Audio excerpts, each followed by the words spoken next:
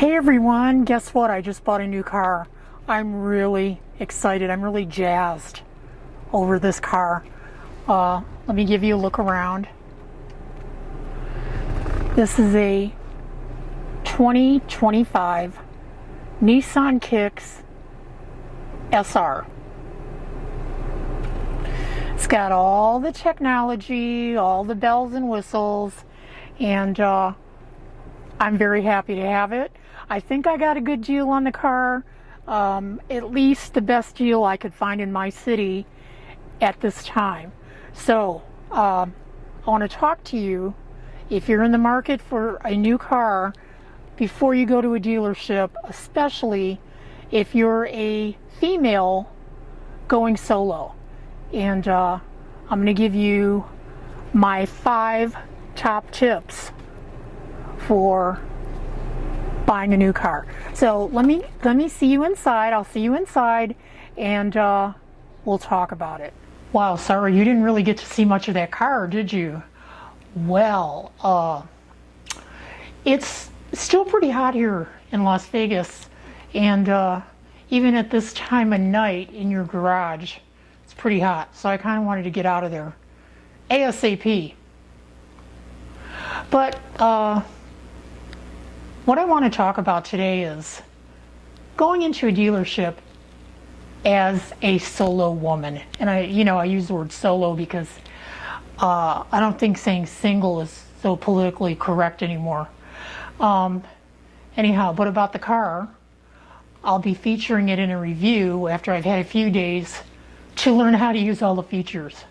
But in the meantime, I'm going to tell you about my buying experience, and if you're considering buying a new car, especially if you are a single female, solo female, I'm going to suggest you watch this video first.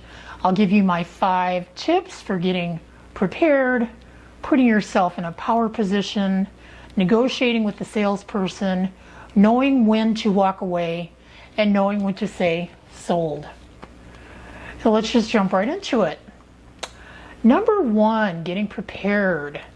To me, there's a certain amount of mental work that you should be doing when considering a new car. Before you get to the financial aspect, ask yourself if the car you're considering would be a good fit for you.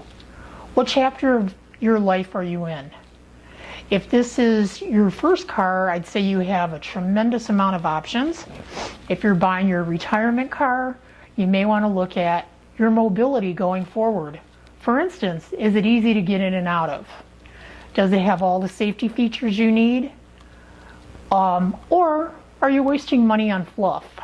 Are you going to do a lot of road trips or just city driving? Are you comfortable with the new technology? Once you answer these questions, you can narrow down your focus to just one car. Or maybe you're thinking you want to look at several brands and do test drives on several different cars. Well, you should be an informed consumer, but remember, once you walk into a dealership, the salesperson's goal is for you to drive home in a car that they just sold you. Are you ready for that? They're trained to do it, but are you? I think the best sales aid in the world for anything you're buying is the internet. Watch a lot of YouTube videos for the car that's captured your interest. And more importantly, read that comment section, because people commenting on video reviews are basically giving you their unbiased opinions of a product they may already own. Did you know there's a lot of people that will buy their cars online unseen? I'd say the only way you could do that comfortably is to do your research first. But you should be doing your research first anyhow. Okay, now I'm going to tell you the most important part of getting prepared. Once the car has captured your fancy, visualize yourself behind the wheel and loving it, feeling grateful for having it. Now this is fun, isn't it? You already own this car, and it's a beautiful thing. You see, a big part of doing all the research is that you're actually manifesting that car into your reality. You've done this a million times before and were probably unaware of what you were doing. Number 2, putting yourself in the power position. Walk in there with some swagger. You know, kind of like Fought this. worse monsters than you for years in Hollywood. I know how to win the hard way. Offer to shake hands first and introduce yourself using both first and last name. Your salesperson has learned a well-rehearsed script, which is meant for him to control the transaction. Okay, you can respect that, but it doesn't mean you should let him dog walk you either. If you're not feeling comfortable at any point, you can always leave. If you're going to pay cash for a car, that's a subject for another video. But if you're going to be financing the purchase, you should be setting yourself up long before you walk into a dealership. In other words, the person with the highest credit score gets the prize. May I ask why? This is something you should be focusing on and working on every day. Now, I know unforeseen things happen, and your current car may be on its last legs, and maybe you have to buy a car out of necessity. In that case, you may be at the mercy of the dealership when it comes to financing an interest rate. I think we all know people who have a $600 a month plus car note for a 7-year term. Dealerships love those customers. You may want to check with your bank or your credit union for better interest rates, but in my experience with my last 3 purchases, they were financed through the manufacturer, and they offered a much better interest rate than I could have gotten at a bank or credit union. Again, this was just been my experience. Yours might be different. Obviously, the higher your credit score is, the better. But hey, guess what? Did you know that anything over 740 will pretty much get you the same interest rate as an 800 score? They're both considered an excellent credit score. Do you have a trade-in? Be prepared to be insulted.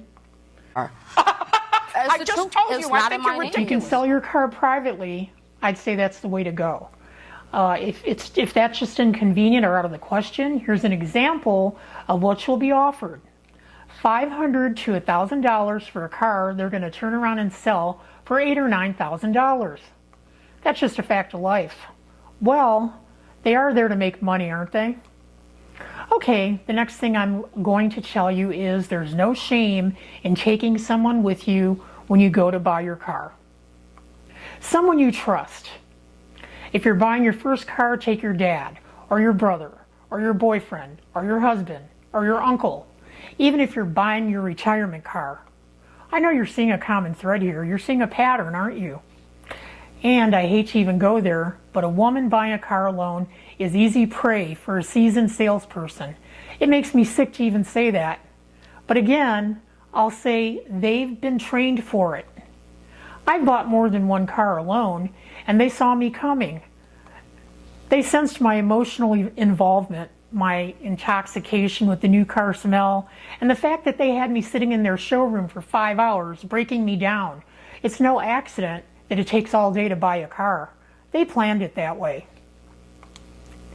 Now, on the other hand, if you can stay detached, put on your poker face, go in there knowing what you want, knowing what the competition is selling the same car for, and ultimately knowing you can find the same car or better elsewhere, then walk in there and make your deal. But never, ever hesitate to walk away. Number 3, negotiating with the salesperson.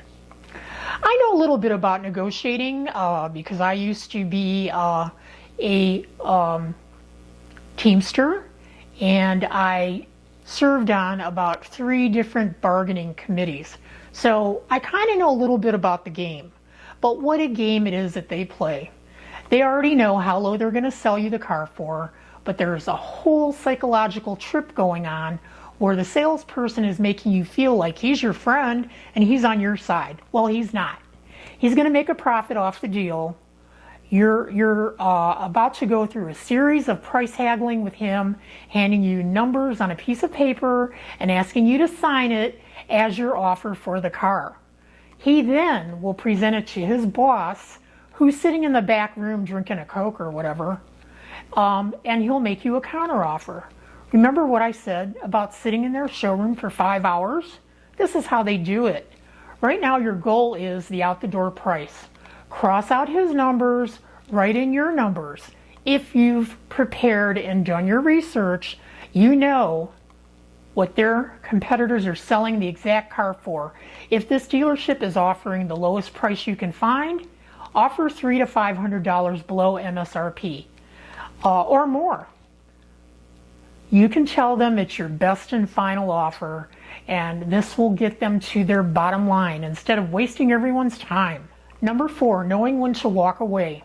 There's more than one time to walk away from the deal. The first time is during your first phone call to inquire about the car you're interested in.